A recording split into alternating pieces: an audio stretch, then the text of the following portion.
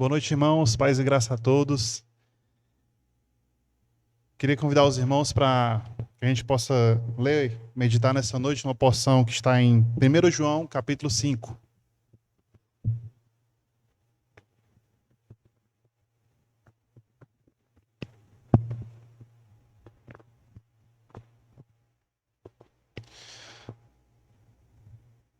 gente vai meditar aí dos versos 1 ao 5. O tema da mensagem de hoje, irmãos, é a certeza de que pertencemos à família de Deus. O João, nesse capítulo, ele vai falar de algumas certezas, que o cristão tem, e uma delas é essa aqui, a certeza de que nós pertencemos à família de Deus. O texto diz assim: todo aquele que crê que Jesus é o Cristo é nascido de Deus. E todo aquele que ama o que o gerou, ama também o que dele é nascido. Assim, sabemos que amamos os filhos de Deus, se amamos a Deus e guardamos seus mandamentos. Porque o amor de Deus está nisso, em guardarmos seus mandamentos. E seus mandamentos não são peso. Pois todo que é nascido de Deus vence o mundo. E esta é a vitória que vence o mundo, a nossa fé. Quem vence o mundo, senão aquele que crê que Jesus é o Filho de Deus? Vamos orar. Santo Deus, eterno Pai, te damos graças, porque nós pertencemos já a uma família que foi comprada pelo sangue de Cristo. Te louvamos, ó Deus, pela tua morte, ressurreição e por nos possibilitar estarmos reunidos nessa noite para juntos adorarmos o teu nome, aprendermos a tua palavra e sairmos fortalecidos. Te pedimos a tua graça nesse momento. Amém. Irmãos, carta de João, conhecimento de todos, né, que foi escrita pelo apóstolo João. Né? João escreveu tanto as cartas, né, de João, como também escreveu lá o livro de Apocalipse, como também escreveu o Evangelho de João. O Evangelho de João foi escrito para os incrédulos, né? Tinha o objetivo de levar os incrédulos a crerem em Jesus como Filho de Deus. E a carta, né, as cartas, tanto a primeira como a segunda como a terceira, foram escritas para os cristãos, a fim de fortalecer aqueles crentes acerca da vida eterna. E não apenas isso. Quando a gente lê, principalmente essas epístolas que são menores, sempre existiu naquela época, principalmente no início da igreja, muitos falsos mestres que se levantavam para tentar, de alguma forma, enganar a igreja do Senhor. Então, o apóstolo João, que também está escrevendo essa epístola, a fim de desmascarar, a fim de combater alguns falsos mestres que haviam naquela época. Em especial, vocês vão ver não só nas epístolas de João, mas também em outras, os gnósticos. Os gnósticos eram uma seita, né, um grupo de pessoas que afirmava que Cristo não veio em corpo humano e que Cristo ele não era Deus. Mas o apóstolo João vai desmascarar, né, e isso ele faz até o capítulo de número 4. A partir do capítulo de número 5, que é esse que nós estamos lendo aqui nessa noite, ele vai falar de pelo menos aí 7 certezas que marcam a vida do verdadeiro cristão. Então nós vamos estudar uma nessa noite, mas existem pelo menos mais 6 certezas, certo? Que nós pertencemos à família de Deus. Então como é que João, né, ele vai embasar esse argumento, né? Nessa pequena porção, João, dos versos 1 ao 5, ele elaborou 3 provas irrefutáveis, né, que distinguem o falso cristão do verdadeiro cristão. Então, como é que eu posso, né, conhecer o verdadeiro cristão? Como é que a gente pode olhar para as pessoas e ver se de fato ela é ou não é cristã? A Bíblia vai deixar claro que tem várias formas, mas nessa noite a gente vai aprender pelo menos 3 delas que o apóstolo João mostra aqui para a gente. Primeira, como é que a gente sabe que alguém é cristão de fato? Através da sua fé.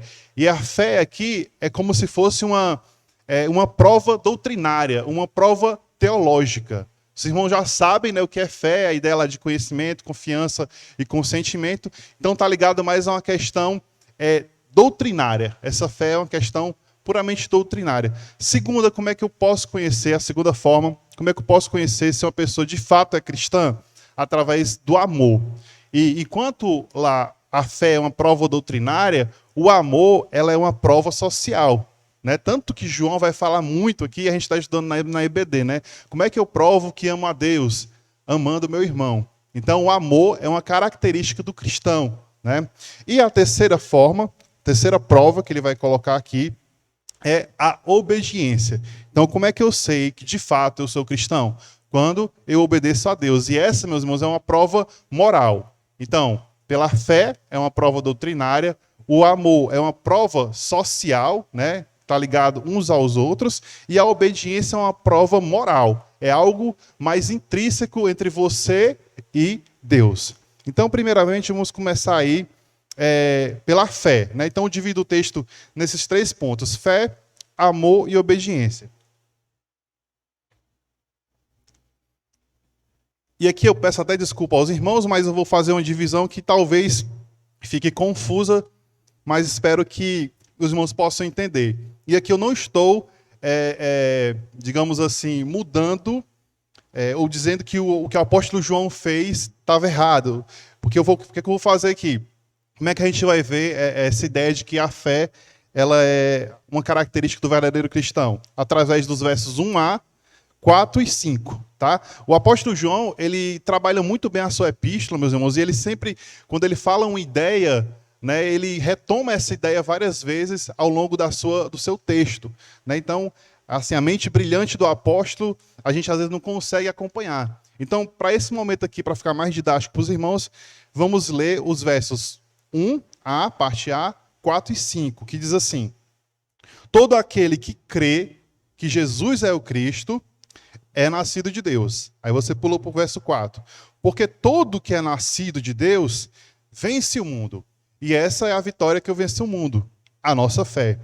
Quem é que venceu o mundo, senão aquele que crê que Jesus é o Filho de Deus? Então, como eu já falei para os irmãos, a fé, meus irmãos, ela é elemento essencial à vida do cristão. A própria Bíblia fala, né, que sem fé é impossível agradar a Deus. Então, é por meio da fé que a gente crê em Deus, né, e é por meio da fé que nós também recebemos a Cristo como nosso Senhor e Salvador.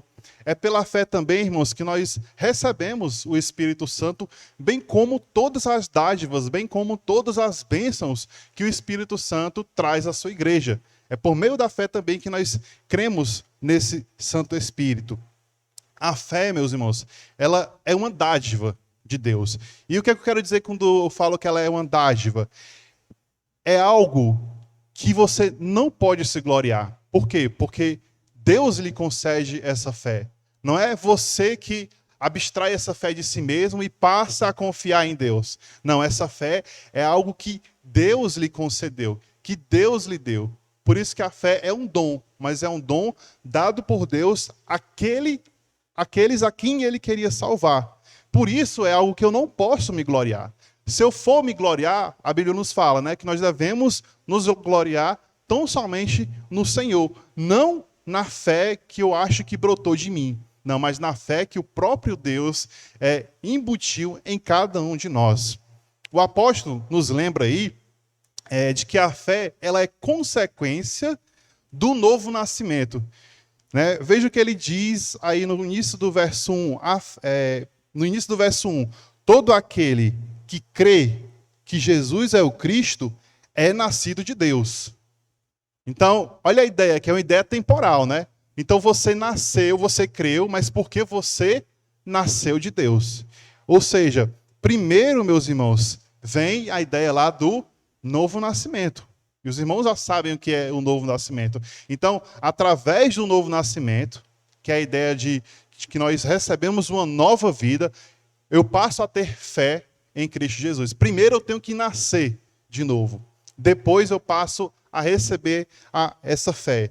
Então, quando Deus opera o novo nascimento em nossas vidas, a fé, né, ela é despejada, ela é despertada em nós. né? E a partir disso, a partir dessa fé, nós nos unimos a Cristo. Então, para ficar didático, novo nascimento, eu passo a enxergar as coisas de forma diferente, passo a enxergar a Bíblia de forma diferente, passo a viver de forma diferente, e aí Deus vai colocar fé em meu coração, em minha vida. A gente sabe, meus irmãos, que nós só podemos ver o reino de Deus, estar no reino de Deus, se nós nascermos de novo. Lá em João, né, na epístola, no Evangelho de João, ele trabalha muito bem essa ideia naquele encontro que ele tem lá com o Nicodemos. E aí ele fala para Nicodemos, né?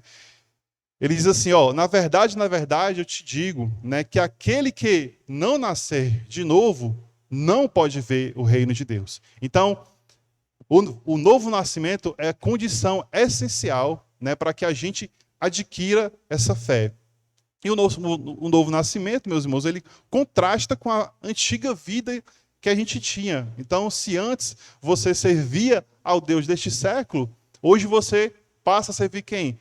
Passa a servir o Senhor Jesus. Se antes você servia de forma a oferecer o seu corpo para o mundo, para a humanidade lá fora, hoje você oferece seu corpo como sacrifício vivo e aceitável diante de Deus. Se antes nós obedecíamos às trevas, ao reino das trevas, a Satanás, hoje nós obedecemos e vivemos uma vida onde Cristo é quem reina. A vida que nós temos hoje não pertence mais a gente, mas pertence àquele que nos comprou. Nós servimos, o nosso corpo é para a glória dele. Essa fé que Deus nos concede, meus irmãos, ela tem alguns privilégios, né? A fé que nós temos nos concede ainda alguns privilégios. E quais são esses privilégios que João mostra aqui nesse texto? Primeiro, é que nós passamos a participar da família de Deus. Veja que o verso fala assim, né? O verso 1 ainda. Todo aquele que crê que Jesus é o Cristo é nascido de Deus. Veja que ele fala, todo aquele que crê em Jesus é nascido de Deus. Logo, o que isso quer nos dizer? Que o Evangelho, meus irmãos, ele não exclui ninguém. Raças, tribos, línguas e nações não estão fora, todas elas estão inclusas no Evangelho. O Evangelho não faz distinção entre cores, entre posição social, entre seja o que for que você imagina. O Evangelho é para todos, para todos aqueles que creem ou que colocam a sua fé em Jesus Cristo. Né? Logo, meus irmãos, na medida em que pessoas vão confessando a Cristo como seu Salvador, o que vai acontecendo? Uma nova comunidade vai se formando. E como é o nome que nós damos a essa comunidade? A família de Deus. Então, aqui nós estamos representando uma parte da família de Deus. Mas não significa dizer que a família de Deus é só nós aqui.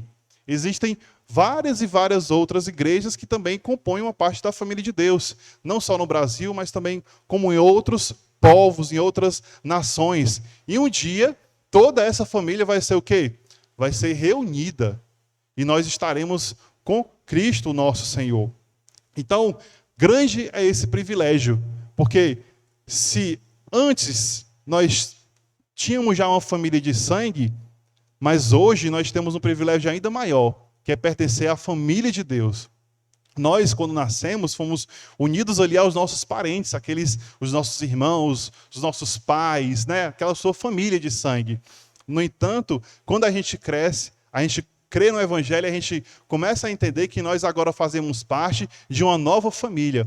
E essa família é muito maior que a família que a gente tinha anteriormente. E que essa família, ela vai se tornar muito mais importante para a gente. Talvez a gente não tenha a noção disso, mas veja o que Mateus 19, 29 vai nos dizer. Mateus vai falar assim, irmãos, ó.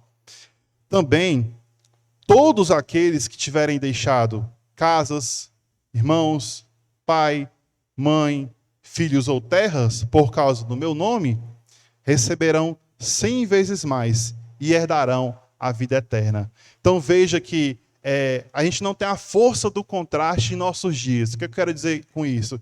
Que antigamente, e hoje em dia também em alguns locais, quando as pessoas abandonavam a sua religião em prol do Evangelho, em prol do protestantismo, digamos assim, do verdadeiro evangelho, criam em Cristo, vamos dizer assim, muitas delas, meus irmãos, tinham que sair de suas casas.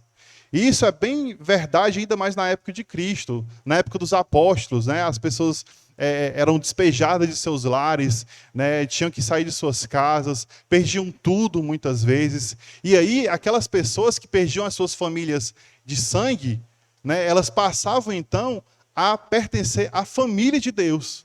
Então, se aquela pessoa que creu em Cristo antigamente perdia o pai ou perdia a mãe porque eles os rejeitaram, ela, quando chegava na igreja, ganhava novos pais, ganhava novas mães, ganhava novos irmãos e irmãs. Daí a importância da gente entender, meus irmãos, como o ambiente de igreja deve ser essencial à vida do cristão. Deve ser essencial à vida daquele que confessa Cristo como seu Salvador. Porque eu falei, a gente não tem a força do que a gente tinha antigamente, né, dessa rejeição. Hoje em dia, meio que está na moda. Mas em alguns locais ainda existe essa rejeição. Principalmente de pessoas que foram abandonadas pelos seus entes queridos. Então, quando uma pessoa confessa a Cristo, entra na nossa igreja, nós temos que tornar esse local aqui, meus irmãos, de fato, um local onde a pessoa se sinta bem. Não no sentido de que o pastor, aquele que vier aqui, vai pregar só coisa boa. Não. Mas no sentido de que ele se sinta acolhido por nós.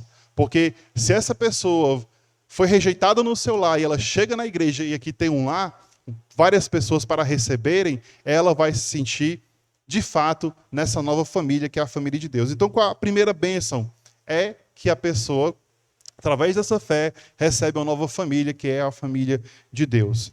A outra bênção que a fé produz está aí no verso 5, né? Quem é que vence o mundo? Senão aquele que crê que Jesus é o Filho de Deus.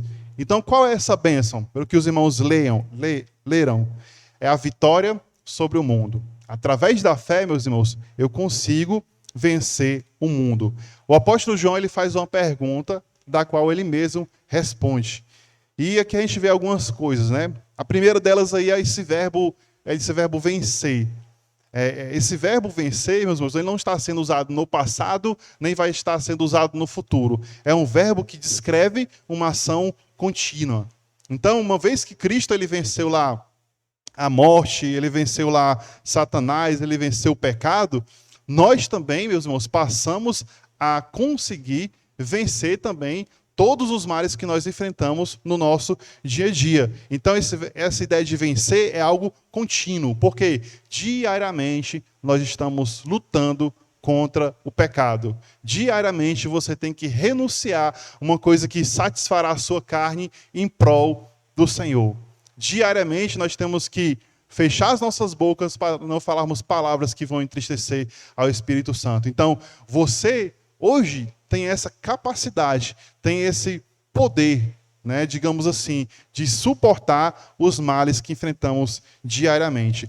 Mas note que, algo muito importante, o foco, né, dessa ideia de que nós vencemos o mundo não está na gente. Embora eu tenha falado tudo isso aí, embora você tenha as suas responsabilidades, embora você vença os males, mas o foco aqui, meus irmãos, está em Jesus Cristo, né? Porque ele fala, quem é que vence o mundo?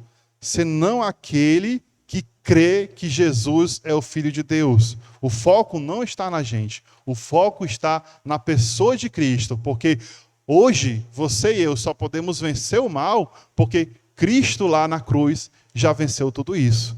Ele veio, ele viveu, morreu, ele foi vitorioso sobre Satanás, ele foi vitorioso sobre a morte, e ele foi vitorioso também sobre o pecado. Então, se ele conquistou tudo isso daí, por tabela passa para mim e para você esse poder de conseguir resistir às tentações, os males, os prazeres.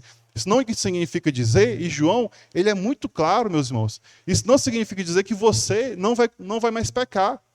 João mesmo fala, ó, aquele que diz que não tem pecado, esse aí é mentiroso. Mas lembre-se que hoje você tem esse poder para vencer o pecado, porque nos foi dado por Deus esse poder para resistir ao mal. E o que é que nós podemos apreender disso? É de que a nossa fé sozinha, ela não vence o mundo, né? Mas a fé em Jesus Cristo permite que o crente se regozije na vitória de Cristo. Então, sempre que a gente passar por algum tipo de situação onde a gente está achando que vai cair, a gente tem que olhar para a cruz, para lembrar da vitória de Cristo, para lembrar daquilo que Cristo conquistou por nós, para lembrar que somente por meio dele nós podemos nos sair vitoriosos em toda e qualquer situação. É claro, meus irmãos, temos que ser realistas, nós vamos cair em algum momento, mas nós não podemos perder o foco de vista, que é Cristo Jesus. Então, o que nós vimos até aqui? Nós temos a certeza de que pertencemos à família de Deus. A primeira prova disso é o quê? É a fé, né? A fé em Jesus Cristo. E essa fé, meus irmãos, nos concede alguns privilégios. O primeiro que nós vimos é que nós pertencemos a uma nova família, e o segundo é que nós podemos ser mais do que vencedores, né, nas adversidades do dia a dia. A segunda prova, né, que mostra que você de fato é um cristão é pelo amor. A primeira é a fé, a segunda é o amor, e nós vamos ler o verso 1, parte B, e o verso 2, parte A. E diz assim: e todo aquele que ama o que o gerou, ama também o que dele é nascido. Nisto conhecemos que amamos os filhos de Deus, quando amamos a Deus. Então, assim, se a fé ela é a prova doutrinária, como eu falei lá no início, né, que evidencia a legitimidade na nossa experiência cristã, que nós somos salvos de verdade, o amor, meus irmãos, o amor a Deus e aos nossos irmãos é a prova social, certo? É impossível amar os filhos de Deus e não amar a Deus. E a recíproca também é verdadeira. É impossível a gente amar a Deus e não amar os seus filhos. Se você voltar aí para o capítulo 4, versos 20 e 21, olha o que João vai dizer. É bem claro isso. Se alguém diz, eu amo a Deus, e odeia o seu irmão, é o quê?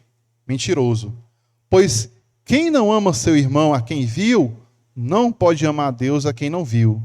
E dele temos este mandamento: quem ama a Deus, ame também a seu irmão.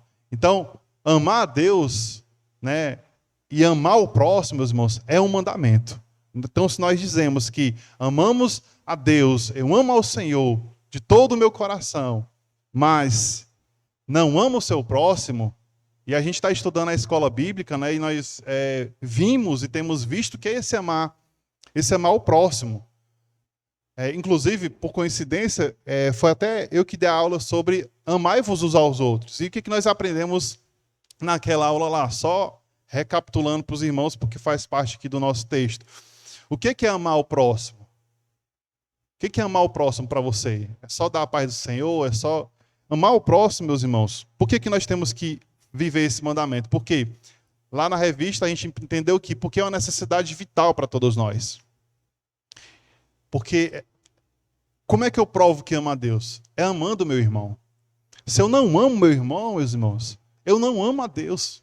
É simples assim. Então, é uma necessidade vital. Eu só subsisto, eu só vivo quando eu amo o meu irmão. Eu só tenho uma vida cristã plena quando eu amo o meu irmão. A gente viu também outra coisa, que é um desafio constante. Por quê? Porque não é fácil. Por quê? Por causa dos pecados que nós cometemos diariamente, né, semanalmente, uns com os outros. Mas a Bíblia fala que nós devemos nos perdoar e continuar amando o nosso próximo. Mas não podemos esquecer isso de vista. É um desafio, sim. Não é fácil, mas é um mandamento. João fala, quem ama a Deus, ame também seu irmão. E amar, meus irmãos, é a ideia de... Tanto tem a ideia esqueci, fugiu aqui a palavra. Acho que emoção, mas também a ação. Envolve as duas coisas. A emoção, claro, pode ter, mas também a ação. Fazer algo.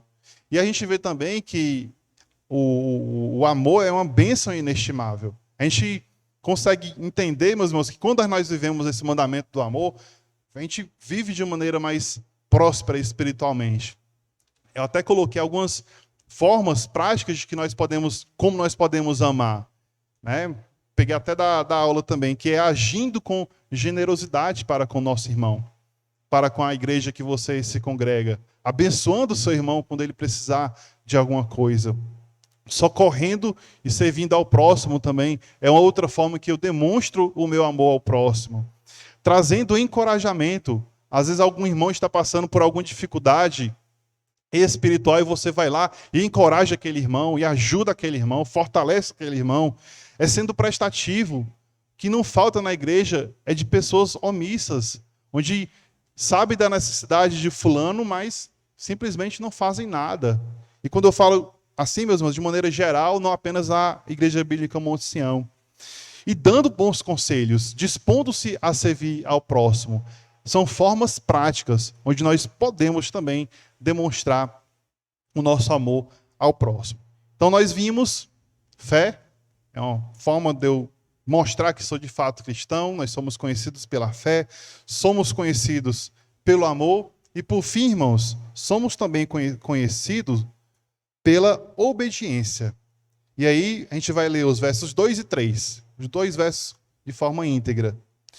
Diz assim: nisto conhecemos que amamos os filhos de Deus, quando amamos a Deus e guardamos os seus mandamentos. Porque este é o amor de Deus, que guardemos os seus mandamentos, e os seus mandamentos não são pesados. Então, o amor de Deus o amor a Deus, ele não consiste apenas de palavras, né, de palavras faladas. Você chegar e falar: ah, Senhor, eu te amo, ah, Senhor, eu te adoro, eu te louvo. Ainda que você faça isso com boa intenção, né, ainda que seja de coração. Mas, meus irmãos, como é que eu provo que amo a Deus? Através das minhas atitudes, através das minhas ações. Não adianta nada você adorar o Senhor aqui na quarta-feira à noite, no domingo, e no dia a dia não demonstrar que de fato obedece e vive os seus mandamentos. Então, como é que eu demonstro que amo a Deus, que sou o verdadeiro cristão? Quando de fato, meus irmãos, nós obedecemos aos seus mandamentos. Quando de fato nós vivemos aquilo que Ele nos ensinou através da sua palavra. O amor de Deus, como algumas igrejas colocam por aí, não é uma experiência emocional, né? Ah, eu amo a Deus porque lá no culto, né, eu me arrepiei todinho quando o pastor pregou, ou eu senti a presença de Deus, né? Então eu chorei. Não que isso seja errado. Isso é bom, isso é louvável, isso é importante. Mas isso não deve ser uma prova de que você ama a Deus, né? Mais vale, meus irmãos, muito mais vale, né, do que você se chorar, do que você se arrepiar, é você obedecer no mundo lá fora, obedecer moralmente aos mandamentos do Senhor. Porque não adianta nada a gente ser crente na igreja. Eu participei muito de retiro. E em retiro a gente vê, né, um encontro, né, a presença de Deus descendo naquele local, você vê um movimento assim que é algo assim, né, que o pessoal falava lá do céu, né? Eles diziam assim: nós não sabemos se foi se foi a igreja que subiu ou se foi o céu que desceu. Eles diziam isso. Mas, meus irmãos, o que a gente via depois de um retiro espiritual eram vidas totalmente entregues ao pecado.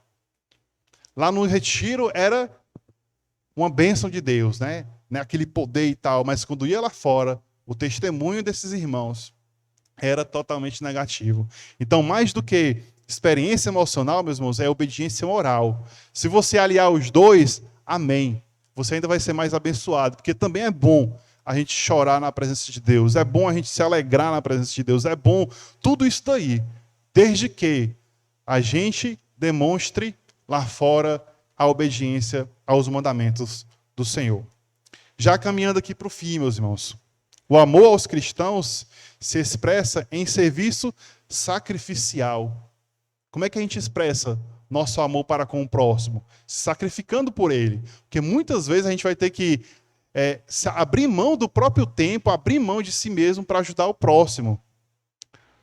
E o amor a Deus em guardar os mandamentos. Então, se eu me sacrifico com o meu irmão para demonstrar que amo ele, eu obedeço aos mandamentos para demonstrar que amo a Deus.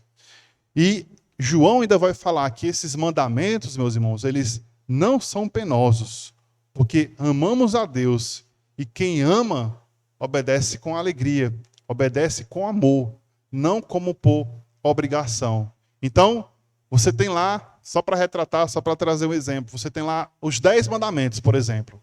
Você acha que vai ser salvo por causa dos 10 mandamentos?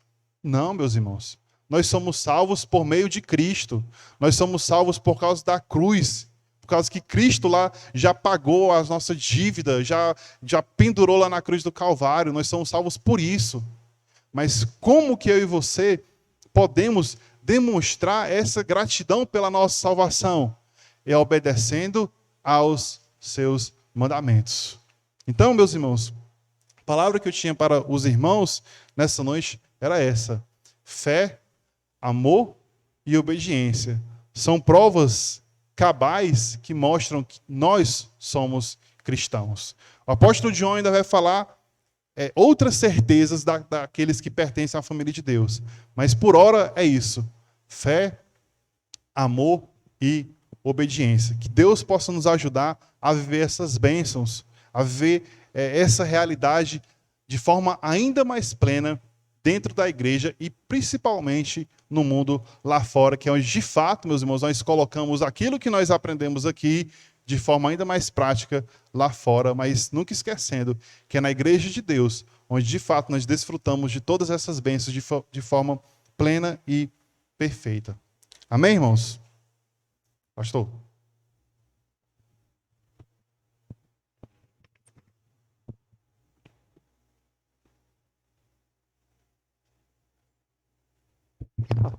Ficar de pé, irmãos. Vamos orar, agradecendo ao Senhor.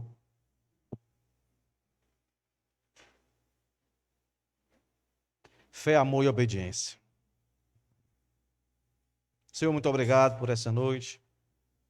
Que de fato possamos compreender a fé que temos e assim colocar em prática em amor. E não tem como fazer isso se não formos obedientes, Senhor. Então dá-nos força para vivermos a Tua palavra. Leva-nos em paz para os nossos lares, meditando acerca de tudo que cantamos aqui, que ouvimos aqui, e de fato saiamos daqui mais fortalecidos e entendedores das nossas responsabilidades. Nos traz aqui novamente, Senhor, né, ao sábado, para que possamos nos aprofundar acerca daquilo que Tu tens falado tanto aqui à Igreja Bíblica Monte Sião, de comunhão, de relacionamento, de discipulado. Ó Deus, ajuda-nos, Senhor, a viver como de fato devemos viver, segundo a Tua palavra nos ensina e nos chama a viver. Já te peço pelo culto de domingo, possamos chegar aqui com corações quebrantados e contritos, com desejo de Te louvar, Te engrandecer, com alegria e prazer de encontrar os irmãos. Ó Deus, não nos deixa, Senhor, olhar por esse mundo com os olhos físicos somente, mas muito mais do que isso, olhar pela fé e acreditar que aquilo que é de melhor para nós já foi conquistado na cruz. Nós estamos apenas em um lapso temporal, mas que a vitória já foi nos dada, Senhor, pelo Teu poder. Em nome de Jesus, nós Te agradecemos, hoje e sempre. Amém. Até sábado, se Deus quiser.